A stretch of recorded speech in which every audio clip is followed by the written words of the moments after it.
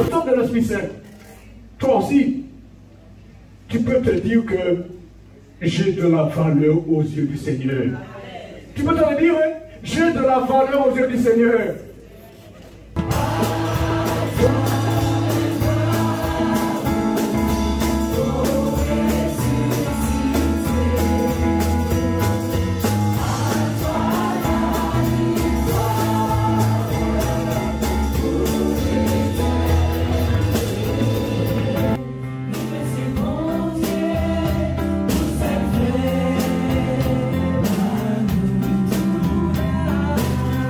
Cela ne veut pas dire, est-ce que Jésus a toléré, accepté le péché?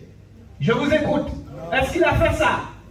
Est-ce qu'il a donné la main d'association au péché?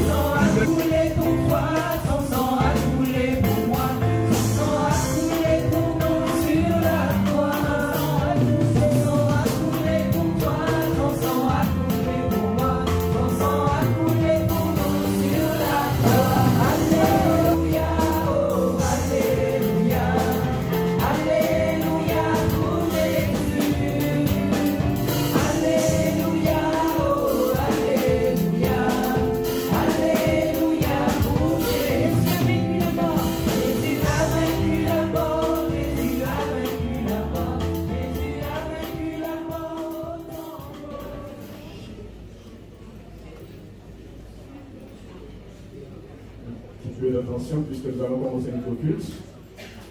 Donc, je disais bonjour à tous ceux qui sont devant moi en présentiel ce matin, comme on dit. Et bonjour également à ceux qui nous regardent et nous écoutent sur Zoom. Pour tous, que la grâce de Dieu soit avec vous ce matin. Que la paix de Dieu qui surpasse toute intelligence soit notre partage ce matin.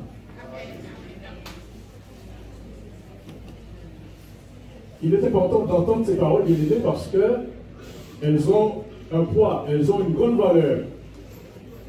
Comme nous ne puissions pas nous habituer à les entendre, mais à chaque fois que nous les entendons, que nous puissions les capter, les prendre pour nous, parce qu'elles ont une grande valeur.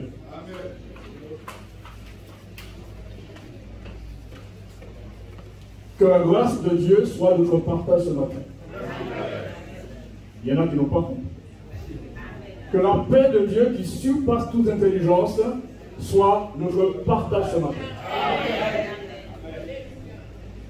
Si ces paroles ont été prononcées par l'apôtre Paul, à ses contemporains de l'époque, et à nous ce matin, c'est parce qu'elles ont une grande valeur, parce que Paul savait que sans la grâce de Dieu, il était impossible que nous puissions faire quoi que ce soit.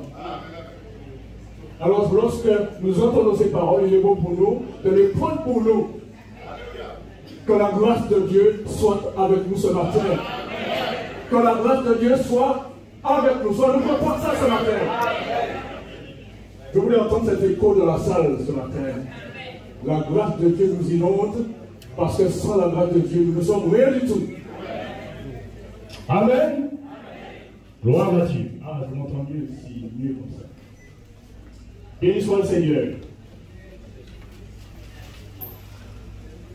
Savez-vous que nous sommes des êtres exceptionnels, bien-aimés? Dieu, oui. Nous sommes des êtres exceptionnels. Particulièrement exceptionnels.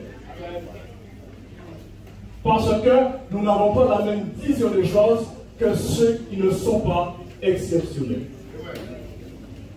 Ce n'est pas une critique, puisque nous aussi, nous n'étions pas exceptionnels avant d'avoir rencontré Christ. Mais depuis que nous l'avons rencontré, nous sommes devenus exceptionnels. Pourquoi je dis ça? Parce que la parole de Dieu nous enseigne que Jésus a fait de nous de nouvelles créatures. Les choses anciennes sont passées. Voici, toutes choses sont devenues nouvelles. Et pour que nous puissions le voir, il y a quelque chose qui s'est passé. Quoi? Je vais vous le dire. La Bible dit de nous que nous sommes le temple de l'Esprit Saint. Le Saint-Esprit de Dieu habite en chacun de nous. Vous n'avez pas compris. Le Saint-Esprit de Dieu habite en chacun d'entre nous. Le Saint-Esprit de Dieu a fait son temps dans notre corps, le temple. Dieu a fait de nous le temple de son Esprit Saint. Dieu habite en nous. La Bible nous dit plein de choses comme ça. Vous êtes le temple de l'Esprit Saint. Vous êtes la lumière du monde. Vous êtes la lumière du monde. Vous ne le croyez pas, ça. Vous êtes la lumière du monde, vous êtes le sel de la terre. Il faut remarquer que la Bible ne nous invite pas à faire comme si nous étions la lumière du monde, ni comme si nous étions sel de la terre et à mettre du sel dans le cocon. C'est pas ça. La Bible nous dit que nous sommes ça. Et il faut le croire. Parce que si nous ne le croyons pas, nous passons à côté, eh bien, de beaucoup de choses. Nous croyons en ce que nous ne voyons pas. Nous croyons dans les choses célestes. La Bible nous dit que nous sommes assis dans les lieux célestes. Nous sommes gens dans la maison du Alléluia. Alors je puis dire, mon âme bénit l'Éternel et tout ce qui est en moi bénit son Seigneur. Alléluia. Jésus est bon. Nous sommes le temple de l'Esprit Saint.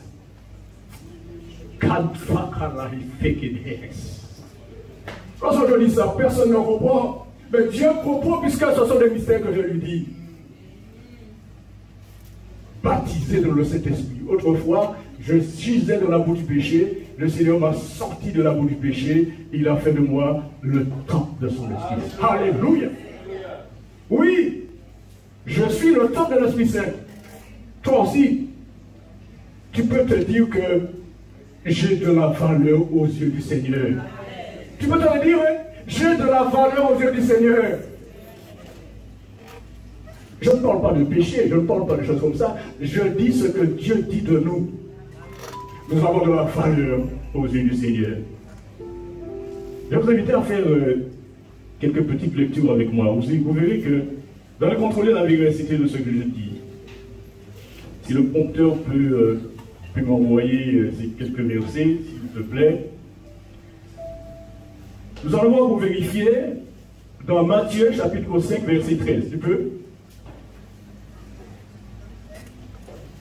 Il ne me répond pas, mais il cherche. Voilà Dieu. C'est l'efficacité qui compte.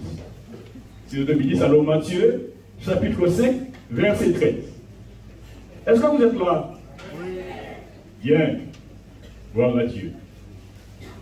Matthieu chapitre 5, verset 13. En attendant que ça vienne, donc, puisque je l'ai noté, je vais vous dire ce qui est écrit.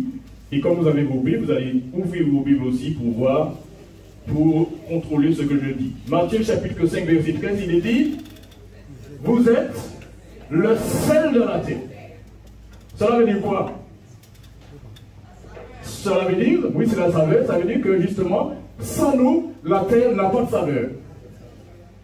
La terre devient fade. Si nous n'étions pas là, eh bien, les autres ne pourraient même pas vivre. Parce que, eh bien, il n'y aura pas eu cette saveur dans la terre. Matthieu chapitre 5, verset 14, vous êtes la lumière du monde. Et que fait la lumière? La lumière éclaire. Ça veut dire que si nous n'étions pas là, il n'y aurait pas eu de lumière sur la terre. Nous sommes la lumière du monde, le sel de la terre. Alléluia. Mon âme bénit l'Éternel. Je suis obligé de bénir Dieu. 1 Pierre chapitre 2, verset 9. Ça ne marche toujours pas? Ça vient. La patience fait partie du fruit de l'esprit. Alors nous attendons tranquillement. J'aurais voulu que, eh bien, de voir ces versets projetés pour que nous puissions les lire ensemble. Gloire à Dieu. Béni soit le Seigneur. Bon, 1 Pierre chapitre 2 verset 9. Vous, au contraire, vous êtes une race élue. Après, royale. Après, une nation sainte. Après, et peuple acquis, afin que vous annonciez les vertus de celui qui vous a appelé à son admirable lumière. Nous étions ténèbres avant et nous sommes devenus. Nous pouvons dire gloire à Dieu. Amen. Et puis, la dernière lecture que je vous invite à faire avec moi, c'est dans Zacharie 2:8. Car ainsi parle l'Éternel des armées, après cela viendra la gloire. Il m'a envoyé vers les nations qui vous ont dépouillé, car celui qui vous touche, touche la prunelle de son œil. Cela veut dire que, aux yeux de Dieu, nous avons de la valeur, nous sommes comme la prunelle des yeux du Père. Amen. Un petit amen. Je vois voulu qu'il y ait plus que ça. Que cet amen puisse faire écho. Parce que lorsque je parle de la parole de Dieu, eh bien, cette parole, elle doit faire écho dans nos cœurs. Elle doit faire écho dans nos cœurs. Nous devons connaître nos valeurs, et si nous connaissons nos valeurs, eh bien, nous puissions justement rendre un culte à Dieu, puisque nous sommes venus cela ce matin, et pour cela ce matin. C'est pour cela que je vous invite à vous lever. Et puis, si vous êtes conscient de la valeur que vous avez aux yeux de Dieu, eh bien, vous allez pouvoir lui donner ce culte qu'il attend de nous ce matin.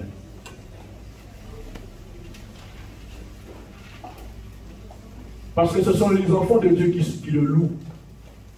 Parce que nous avons cette valeur aux yeux de Dieu. Parce qu'il a fait de nous de nouvelles créatures.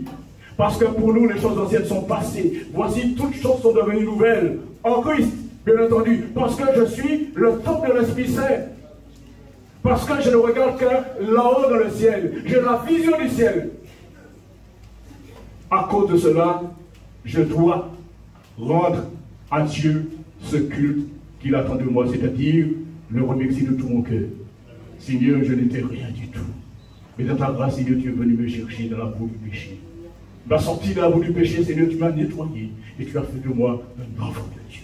Tu as inscrit mon nom dans ton livre de vie et je veux te dire merci de tout mon cœur, de toute mon âme, Seigneur, ce matin. Il est vrai qu'il y a encore plein de choses qui ne vont pas.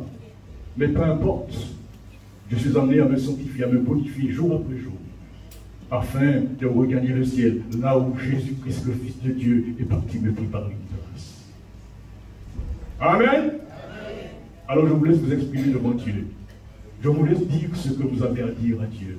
Je vous laisse rendre à Dieu ce culte. Vous êtes préparés. Et comme je suis dans cette posture spirituelle, comme je ne regarde pas les choses comme le monde les voit, comme je regarde avec les yeux spirituels, comme je monte en haut, alors en haut dans le ciel, je loue mon Dieu. Alléluia. Parlez à Dieu, bien-aimés. Parlez à Dieu. Dites à Dieu merci. Dites-le merci. Merci, merci pour ton amour envers moi. Oh, je ne comprends pas tout, Seigneur, mais je sais, Seigneur mon Dieu, que entre tes mains, c'est la sécurité parfaite. Je suis bien entre tes mains, et je voulais te dire merci, Seigneur. J'ai encore plein de choses qui ne vont pas, mais qu'importe, Seigneur, qu'est-ce que je compte sur toi, parce que tu es mon Dieu. Alléluia. Tu as envie de parler en langue? Parle en langue. Le Seigneur t'a baptisé dans le Saint-Esprit, alors dis-lui des merveilles. Dis-lui ce que tu ne peux pas lui dire avec ta langue naturelle, avec ton français, avec ton créole, avec ton anglais, avec ton espagnol. Dis-le lui en langue, cette langue que lui seul comprend. N'essaie pas de comprendre, n'essaie pas de traduire, tu ne sais pas traduire, mais le Saint-Esprit t'invite à parler en langue ce matin, à dire à Dieu, alléluia, des merveilles. Béni soit le véritable, le tout-puissant. Et comme je le loue de tout mon cœur, eh bien, avec moi, on va chanter. Nous allons chanter. Vous allez chanter avec moi pendant que le groupe de louange va s'approcher, parce que le groupe de louange va me donner ce coup de main aussi. Et nous allons dire à Dieu, à toi la gloire. À toi la gloire, parce que c'est toi qui nous as changés. C'est toi qui as fait de moi ce que je suis aujourd'hui, Seigneur. Avant, je ne voyais pas les choses comme ça. Mais tu m'as transformé. Alléluia. Gloire à Dieu. Il faut le croire, bien-aimé. Il faut croire en ce que dit la parole, même si tu ne comprends pas. Parce que c'est ça. Amen. Amen. Gloire à Dieu. Bonjour, monsieur Janet. Ça fait quelque temps que je n'avais pas vu. Je suis bien content de te voir. À toi la gloire. À toi la gloire. À toi la gloire, ô ressuscité. Nous allons chanter de tout notre cœur. Jésus, merci. Merci de ta crucifixion.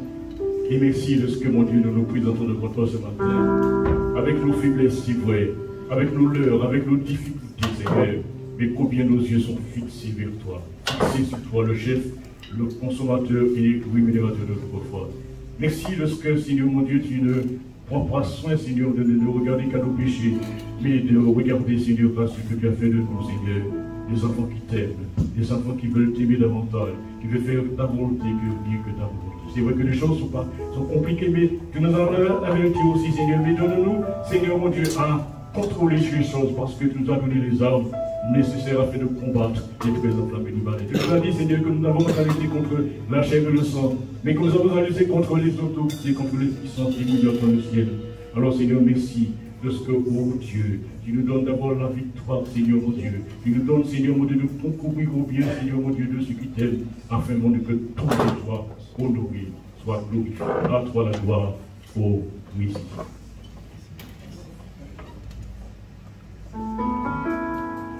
À toi la gloire, ô ressuscité.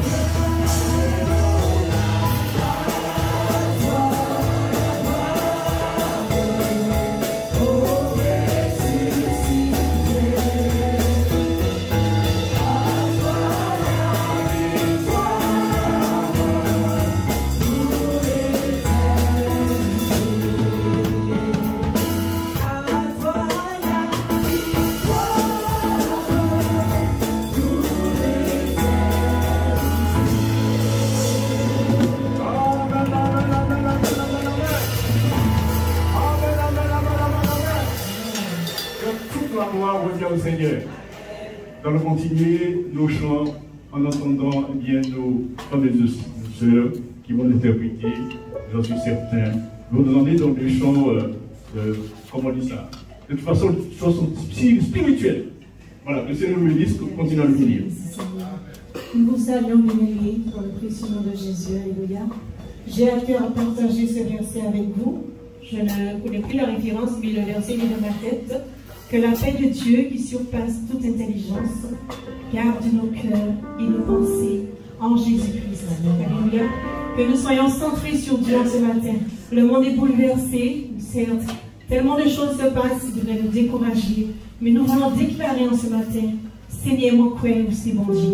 Nous voulons le déclarer ce matin. C'est une réalité. Les choses nous effraient quelquefois. Mais Dieu, il est assis sur son trône. Il est immuable, il ne change pas. Et nous savons qu'il tient toutes choses dans ses mains. Alléluia. Est-ce que vous êtes conscient de ça? Alléluia. Gloire à Dieu. Seigneur, mon cœur, c'est bon Dieu. Seigneur, mon cœur, c'est bon Dieu. Oui, mon cœur,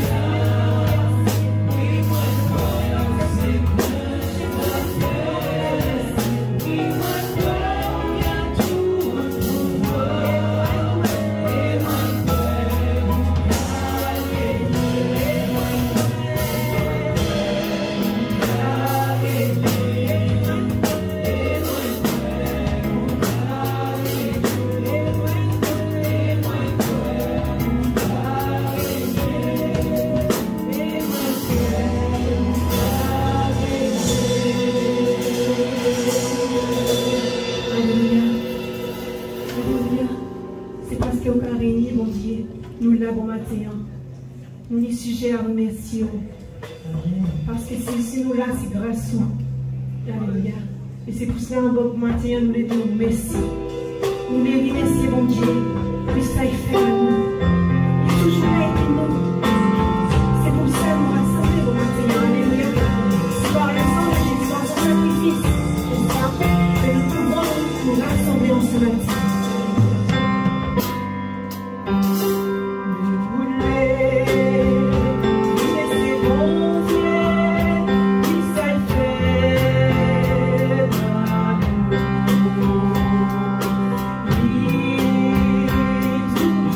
you.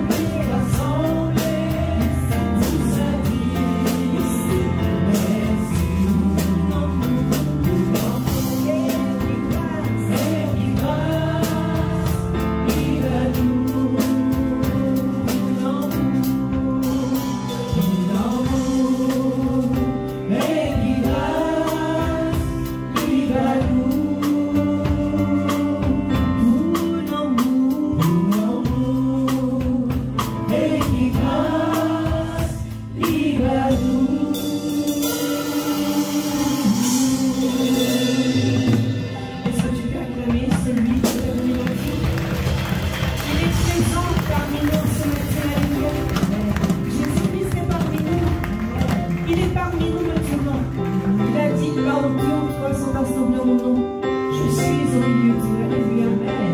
Tu peux louer, exalter ton Dieu en ce matin. Déclarer qu'il est Jésus-Christ est parmi nous, Jésus-Christ est parmi nous, Jésus-Christ est parmi nous maintenant.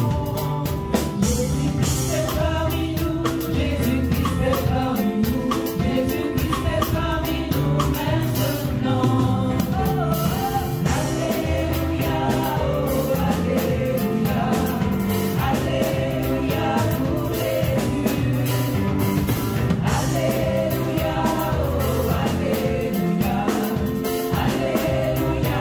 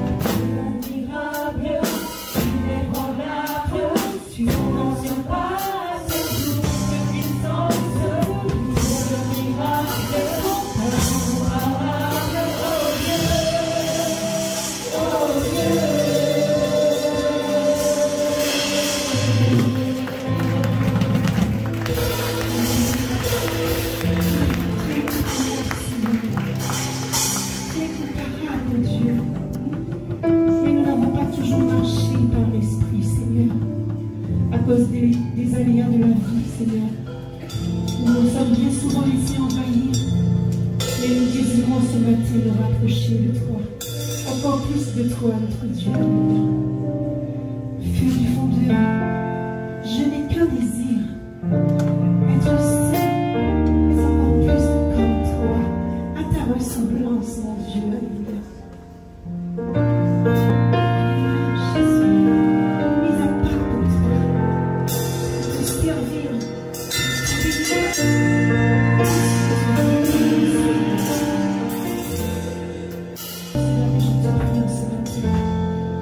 je te cherche, Seigneur. Je te veux de tout mon cœur, Seigneur. Je te loue, Seigneur, en ce matin. Je t'adore, Seigneur. Je te célèbre. Oh, mon cœur. Je te prie, Seigneur. Jésus, je te cherche. Je te veux.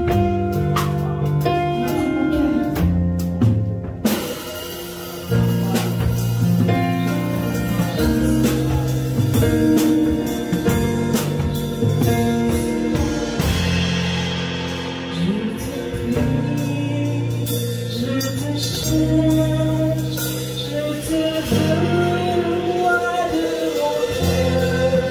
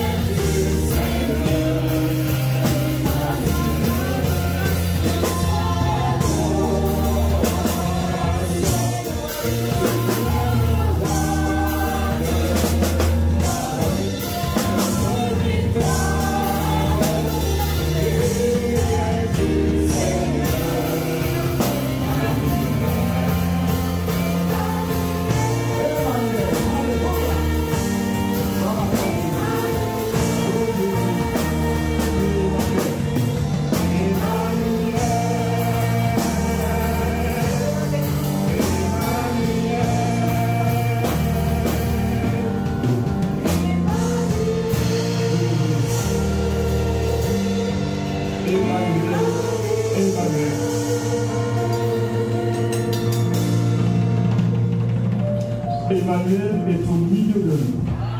Alléluia. Et Emmanuel fait du bien à nos âmes. Merci Seigneur. Merci pour ta présence. Alléluia. Béni sois-tu Seigneur. Merci mes chers sœurs. Nous continuons notre culte et je vous propose maintenant de passer à ce moment de Sainte Seine. Gloire à Dieu. Je vous invite à bien vouloir vous asseoir. Sauf. Quand je dis ça, il aurait dû rester debout. Parce qu'il sait que c'est lui qui va nous donner le message que le Seigneur lui a donné, mon frère Joël, que le Seigneur le bénisse.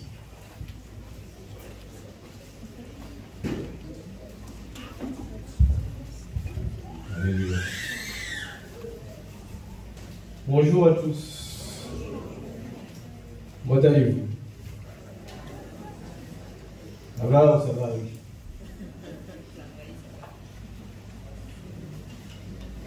Je partage avec vous une image depuis sur la route. Là, j'ai cette image. Je suis arrivé, je suis entré ici et ça ne me quitte pas, donc je partage avec vous. Dieu sait tout. Imaginez un homme qui est dans la rue, qui vit dans la rue, un clochard. Ça fait des années qu'il avait été lavé. Et tout à coup, quelqu'un prend cet homme et le met dans un palais, dans un château. Cette personne est tellement sale que la personne qui lui fait ce cadeau, cette personne-là va le laver lui-même. Cette personne va le laver. Cette personne va le... Tu peux éclaircir un peu, s'il te plaît, parce que c'était bien clair tout à l'heure là. Cette personne va laver ce clochard avec un savon spécial. De toute façon, il ne peut pas se laver lui-même, il est tellement sale. Il met sur son compte, allez, 500 millions d'euros. Oui, Fernand, c'est bien ça. 500 millions d'euros. C'est toujours pour rester dans une taille humaine, parce que si on traduit spirituellement, c'est beaucoup plus que cela sur le compte. Et donc cette personne est heureuse, et puis après quelques temps, quelques années, elle finit par regretter sa vie de clochard et redescendre dans la rue comme auparavant pour redevenir dans le même état.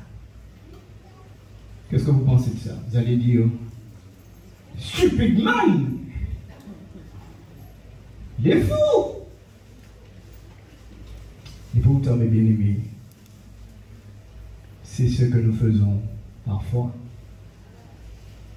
Je veux dire que, même si c'est pour une seule personne ce matin qui est ici, le Seigneur est attristé de cela.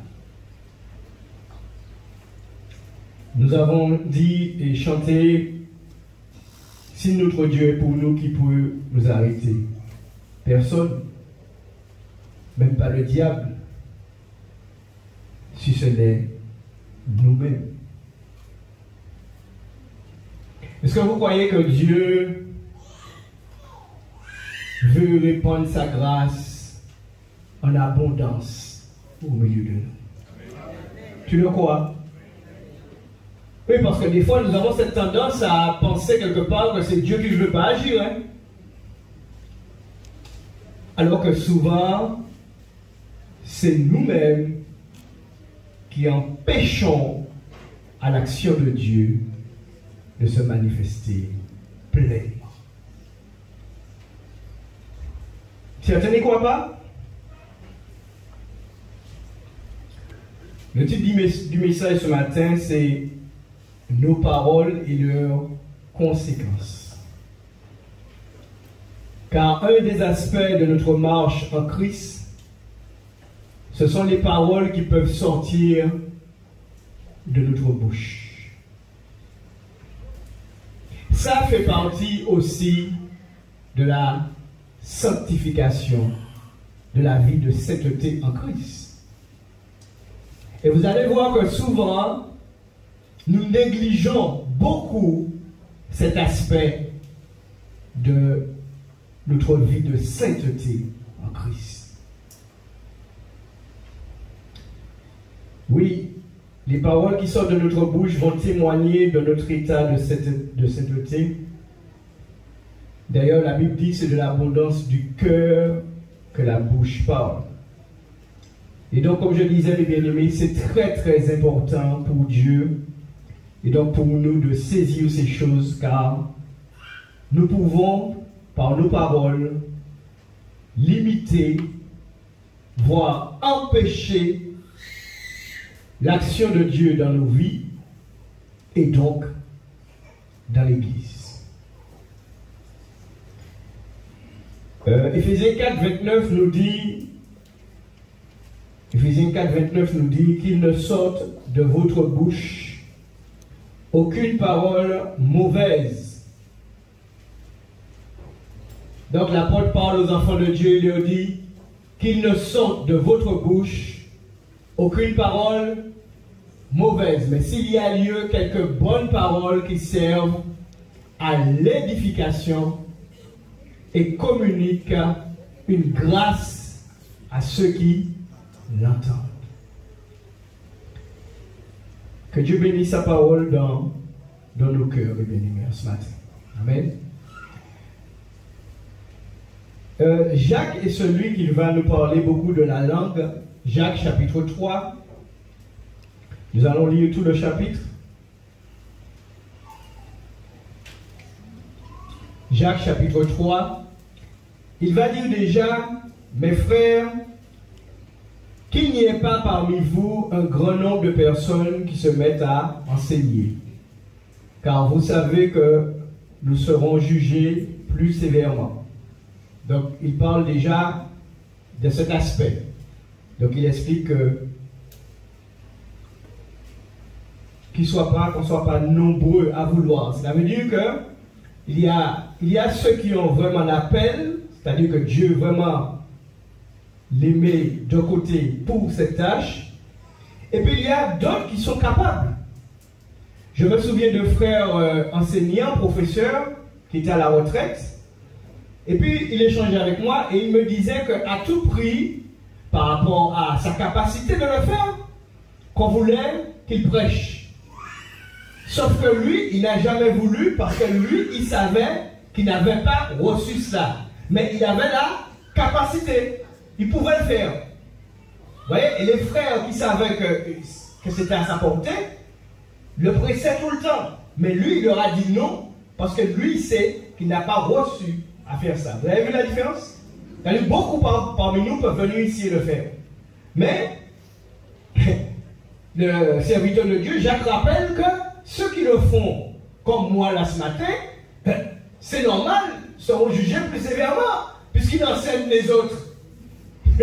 Normal, c'est logique. Donc si Dieu t'appelle, attention, Dieu t'a appelé, ne fais pas comme les Grovis. Non, il faut y aller, il ne faut pas faire comme Moïse. Nous savons qu'à un moment donné, Dieu va se fâcher contre Moïse, parce qu'il ne voulait pas, et bien d'autres. Mais si tu n'as pas spécialement l'appel, ne te presse pas de le faire. C'est important. Mais ce n'est pas, on passe, parce que ce n'est pas tellement le sujet. Verset 2, il nous dit dans Jacques 3, nous bronchons tous de plusieurs manières. Si quelqu'un ne bronche point en parole, c'est un homme parfait. Vous voyez ce que la Bible nous dit? Si quelqu'un sait tenir sa langue, il est parfait, capable de tenir tout son corps en bride. Il donne un exemple, il dit si nous mettons le mort dans la bouche des chevaux pour qu'ils nous obéissent, parce que vous savez à l'époque c'était des chevaux, il n'y a pas de voiture comme maintenant, donc c'est l'exemple qu'il prend. Nous dirigeons aussi le corps tout entier. On continue, on prend tout le chapitre 3. Voici, même les navires qui sont si grands et que poussent des vents impétueux sont dirigés par un très petit gouvernail au gré du pilote. De même, la langue est un petit membre, mais d'accord. Mais elle se vante de grandes choses. Voici comme un petit feu peut embraser une grande forêt. N'est-ce pas? Quand on a vu les catastrophes en France pendant l'été, eh bien, à chaque fois, voilà quoi, c'est une petite étincelle qui est partie, hein, et qui a embrasé des hectares et des hectares. La langue aussi est un feu, c'est le monde de l'iniquité. La langue est placée parmi nos membres, souillant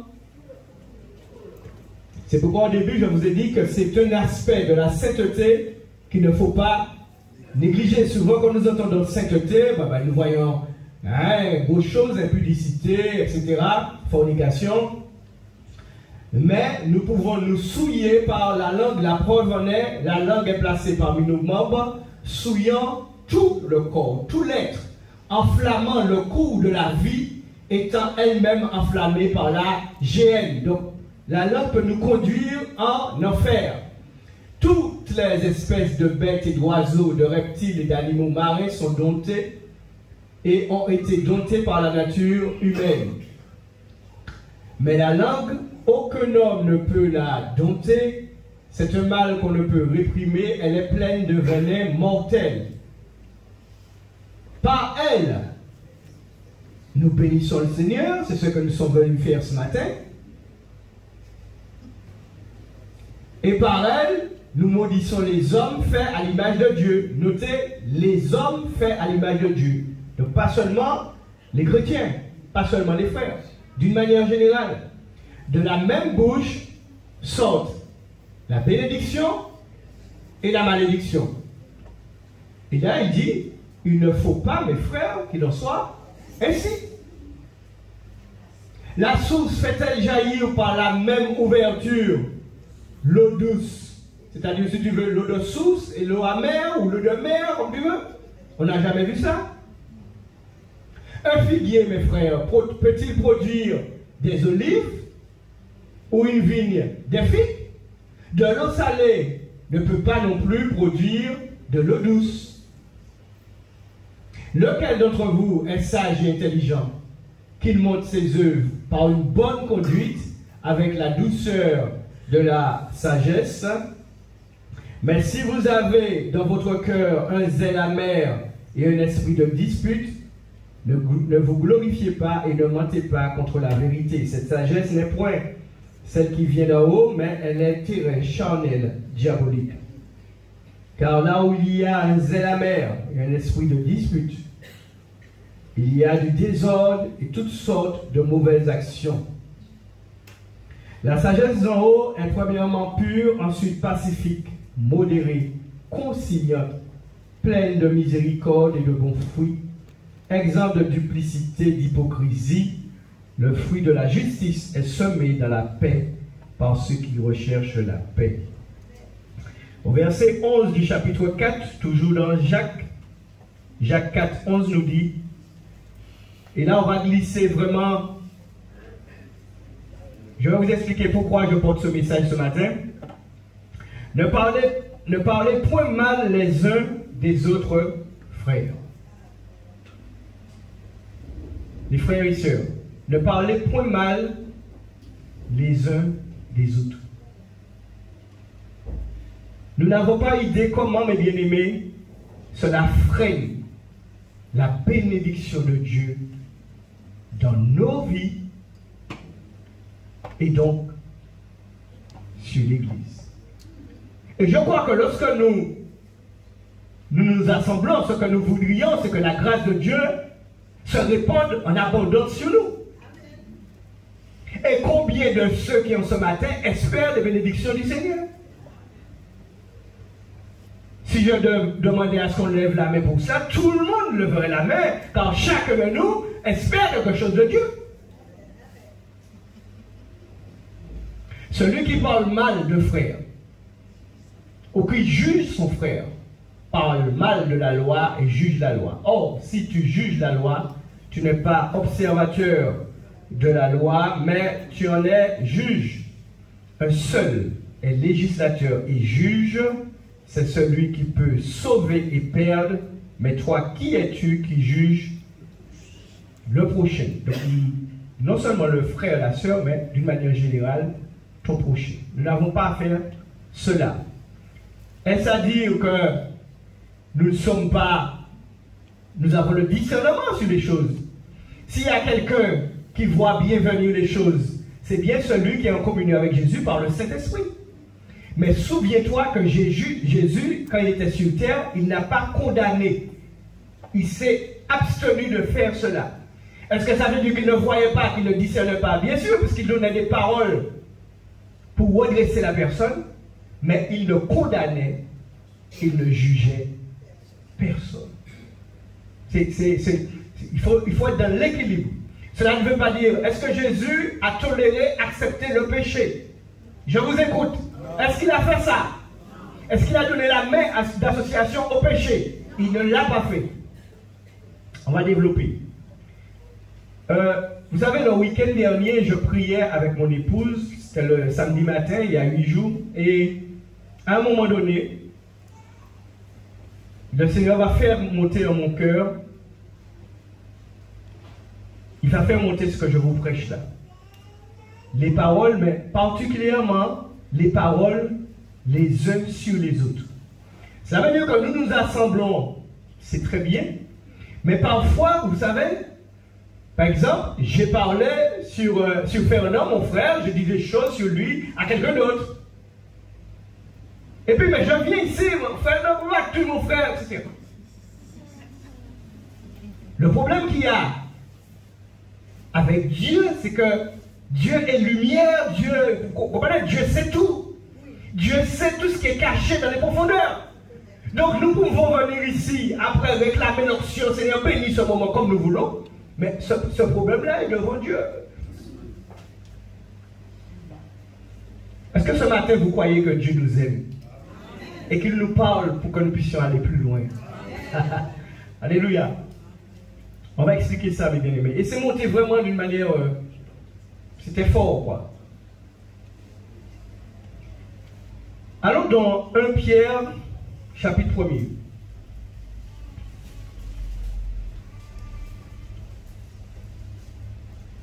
À partir du verset 15. 1 Pierre 1. Nous l'avons chanté. Le frère en a parlé hier soir. Et moi, depuis mardi, j'ai été un peu dans ce sens. La Bible nous dit que puisque celui qui vous a appelé est saint, vous aussi, soyez saints dans à peu près ce que vous voulez. C'est parce que la Bible dit. La Bible nous demande d'être saints dans toute notre conduite. Selon qu'il est écrit, vous serez saints, car je suis saint. Et si vous évoquez comme Père celui qui juge selon l'œuvre de chacun, c'est ce que nous faisons. Nous invoquons comme Père celui qui juge selon l'œuvre de chacun, c'est-à-dire Dieu. Nous l'appelons notre Père, parce que c'est cela, c'est la vérité. Donc si nous faisons ça, il ne parle pas à ceux qui ne le font pas, qui ne reconnaissent pas Dieu comme leur Père, mais il se trouve que la plupart d'entre nous, nous reconnaissons Dieu comme notre Père. Alors si c'est le cas, la Bible nous dit de nous conduire avec crainte pendant le temps de notre pèlerinage. On continue. Sachant que ce n'est pas par des choses périssables, par de l'argent ou de l'eau que vous avez été rachetés, de la vaine manière de vivre que vous avez hérité de vos pères. Hein? Certains, nous oublions facilement que nous avions une vaine manière de vivre.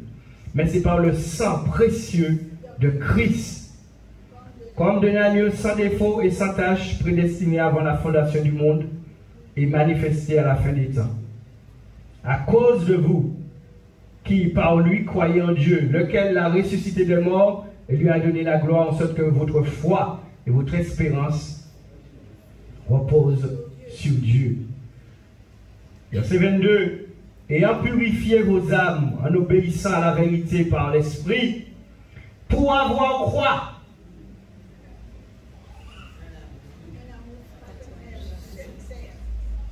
Ayant purifié vos âmes en obéissant à la vérité, pas seulement pour que vous soyez sauvés de l'enfer, c'est une évidence que vous l'avez fait pour cela, mais également pour avoir un amour fraternel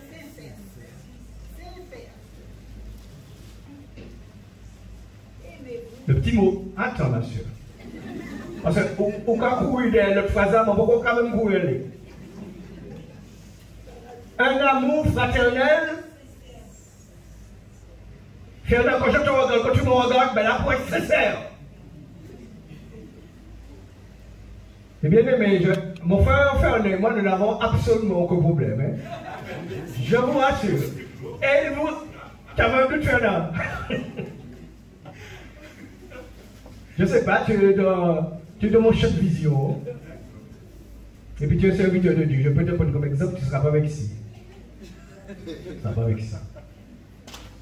Mais bien aimé, un amour fraternel sincère.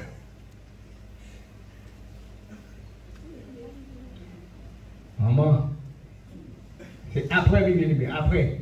C'est pas aimez-vous les uns les autres, non? C'est pas ça. Dites-le le mot pour moi. Comment?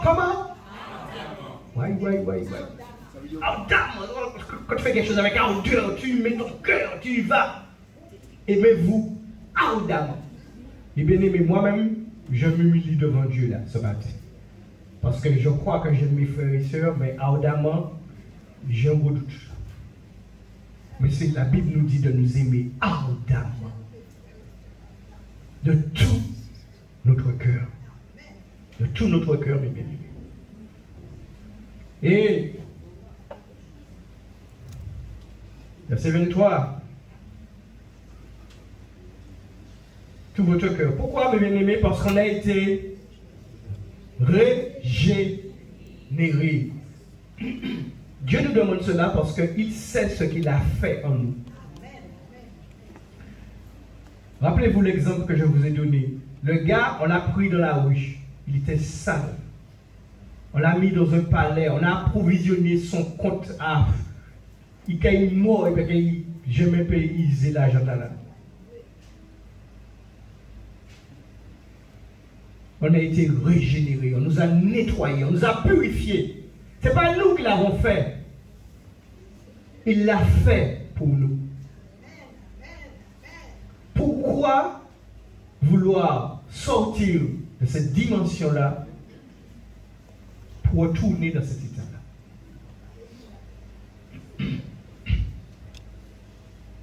Ce n'est pas de la stupidité. Ce n'est pas de la folie. Non, mes bien-aimés, restons dans cette dimension. Parce que ce n'est pas par une semence corruptible que nous avons été régénérés, mais c'est par une semence incorruptible, par la parole vivante. Reviens. La parole vivante et permanente de Dieu. Ouais, voilà. La parole de Dieu est vivante et elle est permanente. Et c'est pour ça que tu as besoin chaque jour de puiser ton regard dans la parole de Dieu pour te maintenir dans cette dimension de régénération. Puisque tu n'oublies pas que tu es encore sur terre. Tu n'oublies pas que sur terre, tu mènes une lutte. Premièrement, contre toi-même. Puisque ta tendance naturelle a tendance à veut toujours t'attirer vers les profondeurs. Mais tu ne veux plus aller dans les profondeurs, tu étais dans les profondeurs. Tu veux monter encore. Oh, alléluia. Il n'y a rien de glorieux dans les profondeurs. Dans les profondeurs sous la terre, on va chercher quoi sous terre? C'est la noirceur, c'est les ténèbres. Mais là-haut, c'est la vie. C'est la lumière. Oh, alléluia. Oui. 1 Pierre, chapitre 2. Juste le premier verset nous dit: rejetons donc toute malice et toute ruse, la dissimulation, l'envie et toute médisance. Rejetons donc toute malice, toute ruse, la dissimulation, l'envie et toute médisance. Et au niveau des paroles, c'est surtout de quoi on va parler, mes bien-aimés, la médisance. Vous avez la médisance et vous avez la calomnie. La différence, c'est quoi? La calomnie, lorsqu'on calomnie sur quelqu'un, c'est qu'on dit des choses qui sont fausses et on le fait dans le but de le salir, de le descendre, de la baisser. Et en plus, c'est faux. Ça, c'est la calomnie. La médisance, c'est que ce qu'on dit le plus souvent est vrai. Je prends l'exemple sur moi. Tu as connu que le frère Joël de le passé a fait telle chose. Et quand tu rencontres un frère ou une soeur qui ne connaît pas la situation, ah ouais, ce frère-là, ouais, maintenant il prêche, mais par le passé, ça n'a pas toujours été ça. Hein? Ah ouais, non, ce frère-là, il fallait voir. Hein? Il fallait entendre ce frère. Ah oui, je te dis, mais il a fait ci, il a fait ça. Qu'est-ce que tu fais? Et puis quel est l'intérêt? Donc, tu as quelqu'un qui apprécie le frère, etc. Et toi, tu vas chercher à salir. Ça, c'est la médisance. Donc, ce que tu dis est vrai, ce qu'il a fait de le passé est vrai. Mais quel intérêt de dire à quelqu'un qui ne sait pas ça, de lui raconter ces choses-là? Et est-ce qu'à ce moment-là, tu es dans cet esprit d'aimer ardemment ton frère, ta soeur en Christ? Question. Mais tu viens ici, je suis venu adorer Dieu. Le problème, c'est que ce que tu as dit est devant Dieu. Et même l'autre qui n'était pas au courant, qui voyait le frère bien, eh bien s'il est faible, il dit, ah ouais, ce frère, il chante, il chante, mais qu'est-ce qu'il a fait de le passé? Du coup, cette personne-là ne va même pas recevoir la bénédiction que Dieu aurait pu lui envoyer par la personne concernée. Voilà le fruit, voilà le résultat. Qui sait que ça sert, mes amis? Satan le diable. Donc ce n'est pas bon. Allons dans 2 Corinthiens chapitre 12.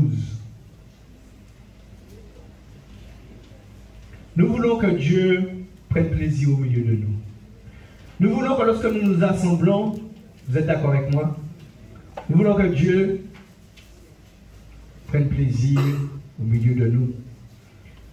Le verset 2 Corinthiens 12, à partir du verset 20b, donc deuxième partie du verset 20, Paul va dire, je crains de trouver des querelles, de la jalousie, des animosités, des cabales. Les cabales, mes bien-aimés, ce sont des complots. Des complots, ça veut dire, voilà, c'est un groupe de frères, de sœurs, un groupe parmi nous, un petit groupe. Ça peut être 2, 3, 4, 5, 6, 10. Et puis ils font un petit groupe, ils sont ensemble là, et puis ils font un petit complot, ils parlent sur le frère. Et, voilà. Dans l'église de Christ. Hein. Or, la Bible nous a commandé de nous aimer ardemment les uns les autres. Alors, vous savez, si des frères se rassemblent, je prends le cas des frères responsables de l'église, ils se rassemblent pour parler de frères, de cas. C'est normal, il faut qu'on dise les choses. Il faut qu'on dise la raison du pourquoi. Donc le frère, la sœur a eu telle position, a fait telle chose. Donc il faut qu'on en discute pour prendre une décision. Mais ça doit se faire toujours, ou bien, je prends le cas des serviteurs, mais ça peut être simplement 2 ou 3 bien-aimés qui prient ou bien qui se rencontrent. Mais ce qu'il faut, la chose à laquelle il faut veiller, c'est que ne jamais parler pour casser la personne. Ne jamais, c'est ça la médisance, c'est ça. Ne pas parler de ce que la personne a fait, mais dans un but négatif. C'est ça qui n'est pas bon. Je peux le trouver dans de la jalousie. des animosités, hein, des cabales, des médisances, des calomnies, de l'orgueil, des troubles.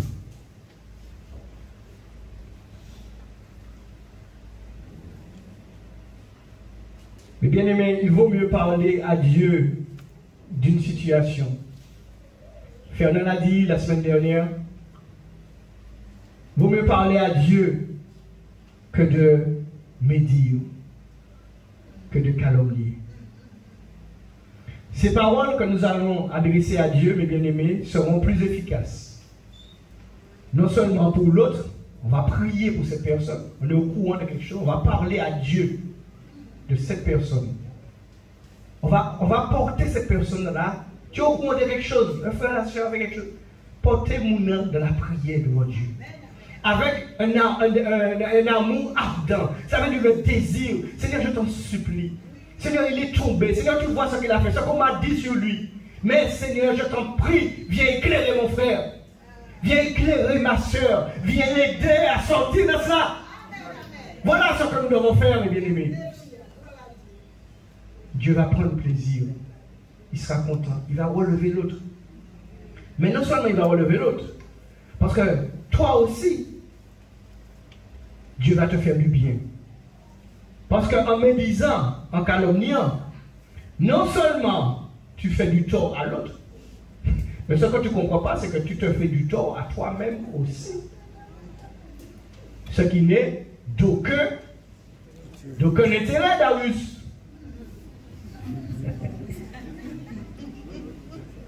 Ah, tu écoutes, tu ne dormais pas. J'ai vu ses yeux fermés. Non, mais non, il m'a confirmé que c'était pas ça. Il ne partait pas, non, non. Contraire, mon frère, je suis là, je ferme les yeux pour recevoir. C'est bien Darius. Dieu pousse en l'air. Pierre 3, verset 10 nous dit ceci. Vous savez, mes bien-aimés, parfois nous sommes tristes, nous sommes malheureux. Alors, il y a des épreuves, chacun de nous. Voilà. Mais parfois aussi, mes bien-aimés, c'est à cause de nous-mêmes. La Bible nous dit dans 1 Pierre 3, verset 10, si quelqu'un veut aimer la vie et voir des jours heureux. Ah, qui ne veut pas voir des jours heureux? Qui ne veut pas être heureux ici-bas? Si quelqu'un, si tu veux, mon frère, ma soeur, voir des jours heureux, chaque jour que Dieu te donne, malgré les difficultés, préserve ta langue du mal. Tes lèvres, la parole te pousse. Fais attention à ce que tu dis. Dieu est très sensible à ça. Matthieu 12, versets 36 et 37. Matthieu 12, versets 36 et 37, c'est Jésus qui parle. Je vous le dis, dit Jésus, au jour du jugement. Donc il dit les hommes.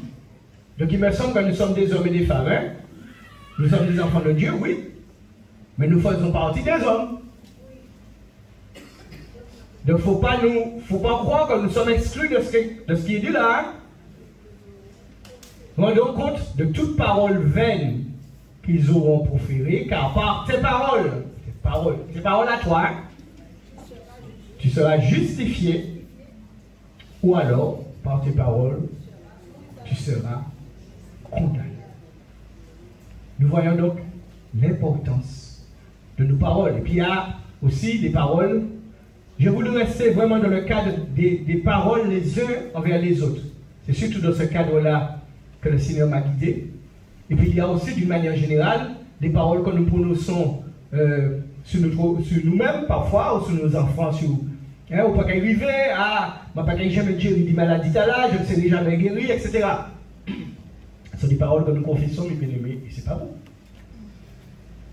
Il ne faut pas oublier, mes bien-aimés, que nous avons cette capacité que les animaux n'ont pas de parler, et que nos paroles sont créatrices comme Dieu lui-même, puisque nous sommes créés à l'image de Dieu. Donc pareil, nous aussi nous pouvons créer par nos paroles. Nous créons la bénédiction ou la malédiction. C'est pour ça que Jacques nous a dit, en tant qu'enfant de Dieu, nous ne pouvons pas faire les deux. Le monde, la personne qui ne connaît pas Christ, il est jury, après il dit Amen, il ne connaît pas Christ, il n'a pas la vie de Christ. Il n'a pas été régénéré. Donc c'est normal. Mais toi, enfant de Dieu, tu as été régénéré. Donc tu dois faire attention à ce qui sort de ta bouche. Même envers celui que tu n'aimes pas. Si tant est que tu n'aimes pas quelqu'un, puisque tu as appelé à aimer même tes ennemis. Alors on va dire même envers celui qui ne t'aime pas. On va dire comme ça. Parce que nous sommes censés aimer tout le monde. C'est très important, mes bien-aimés, pour notre vie chrétienne. Et enfin, Matthieu 6, verset 7 nous dit que lorsque nous prions, là aussi c'est quelque chose qu'on constate des fois. Lorsqu'on prie, bien-aimé, parfois, je ne sais pas pourquoi, est-ce que c'est pour faire plaisir à celui qui dirige le moment de prière? Est-ce que c'est pour se mettre en avant? Est-ce que pour quelle raison? Est-ce que c'est par stress? On veut dire beaucoup de choses, beaucoup de choses, beaucoup de choses, beaucoup de choses, beaucoup de choses. Alors si on dit beaucoup de choses et qu'on est conduit par l'esprit, c'est très bien, parce que cette prière-là fait du bien à ceux qui l'entendent. Mais sinon, quand on prie, on dit un tas de choses qui n'ont pas de poids, voilà. Non, la Bible nous dit que lorsque nous prions, de ne pas multiplier de vaines paroles comme les païens. C'est les païens qui s'imaginent que c'est à force qu'ils vont remplir l'espace de parole. À force qu'ils vont dire des choses qui seront exaucées. Mais non. N'oublions pas que c'est de l'abondance du cœur, donc de l'intérieur, que la bouche va faire sortir. Donc avant même qu'on ouvre la bouche, Dieu sait déjà. Dieu sait déjà. Encore une fois, je n'ai pas dit volontairement de réduire, de dire 2 mots simplement. Il y a des fois il faut dire 2 mots, il y a des fois il faut dire 10. Mais ce qui importe pour l'enfant de Dieu qui est régénéré, c'est qu'il soit conduit par le Saint-Esprit, par l'Esprit. Le frère Audion nous a expliqué, notamment vendredi, ces choses. Le fait que nous avons cette double identité, on va dire, cette dualité, voilà. Nous sommes dans le corps, mais en même temps, nous sommes de l'esprit. Donc, l'enfant de Dieu doit laisser le Saint-Esprit le guider, toujours, toujours. Et pour cela, c'est pas, tu ne vas pas venir là, et puis le plus grand des serviteurs va déposer les mains, et puis tu es rempli du Saint-Esprit pour toujours, à jamais. Ce n'est pas comme ça que ça se passe. La Bible nous dit, entretenez-vous. Tu t'entretiens. Tu t'entretiens. Comment tu fais? Eh bien, chaque jour, il faut trouver un temps. Oh, le temps qui nous est si précieux aujourd'hui. Ah, on ne trouve pas le temps. Eh bien, non. Il faut discerner que l'ennemi ne veut pas que tu trouves un temps pour aller méditer la parole de Dieu. Il faut discerner ça et prendre ta victoire sur ce. Parce que ça, c'est capital au-delà de tout. Et combien de fois moi-même j'ai vécu cela? Qu'on m'appelle soi-disant pour une chose urgente. Ah, mon portable sonne, ça fait au moins 5 fois que les ont sonné. Je suis dans ma méditation, je continue dans ma méditation. Là, finalement, on finit. Ou quand elle écrit mon nom, ah, c'est bon, mais je voulais là, mais je fais comment?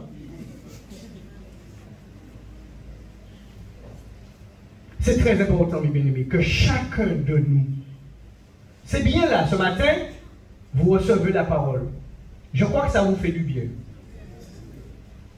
Ça veut dire quoi? Que quelque part, ton ventre, voilà, tu es rassasié. Mais je te dis, ça ne va pas durer ce soir à 18h. Tu as encore faim. Demain matin, il faut retourner. Alléluia, Dieu merveilleux. Le Seigneur nous a pris, nous étions tous des clochards. Peut-être que j'avais un peu plus de grâce que toi, je veux bien. Mais enfin, il nous a tous lavés, nous a mis dans un palais royal. Il a approvisionné notre compte. Alors attention à la façon dont nous dépensons. Attention. Investissons comme bien-aimés pour le Seigneur. Ne cachons pas ce qu'il nous a donné. Voilà encore quelque chose qui empêche un enfant de Dieu d'être épanoui. Tu as un don, tu as un talent, et puis tu es là, tu l'as enterré. Mais tu es frustré, tu n'es pas heureux, tu n'es pas épanoui.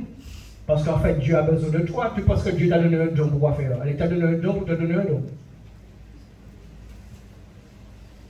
Ah, frère Joël, tu es important parce que toi tu viens là, si tu n'es pas là, ben oui, toi tu es important. Mais si moi je ne vais pas au culte ce matin, c'est pas grave, on va même pas voir ça. C'est pas comme ça qu'il faut voir la vie chrétienne. Chacun de nous a son importance devant Dieu. Dieu ne m'aime pas plus que toi, ce n'est pas vrai. Tu as quelqu'un à qui Dieu, tu as une personne à qui Dieu veut s'adresser par toi. Un voisin, un collègue de travail, quelqu'un de ta famille. Il y a quelqu'un à qui Dieu veut parler par toi. Parce que tu as été régénéré. Donc, il a mis déjà dans ton cœur des paroles pour quelqu'un.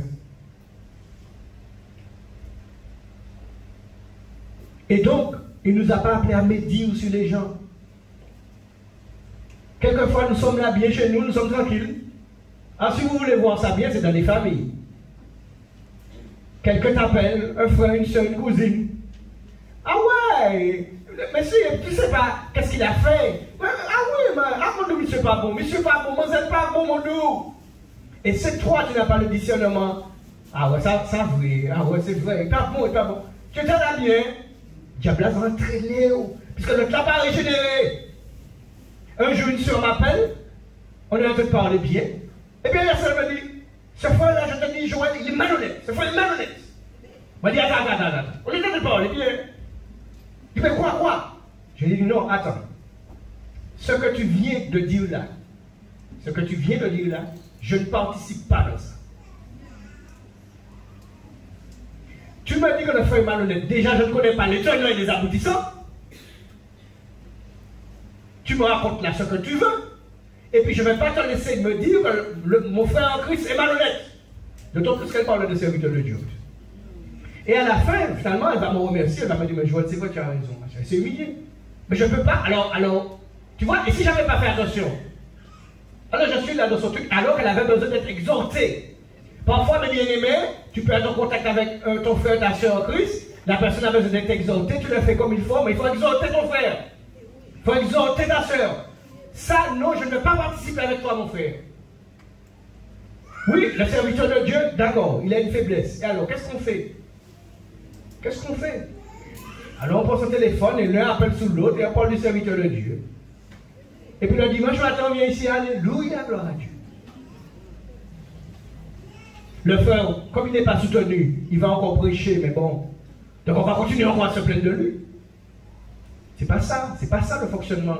Là, si nous fonctionnons comme ça, nous donnons la main d'association à Satan le diable, je le dis.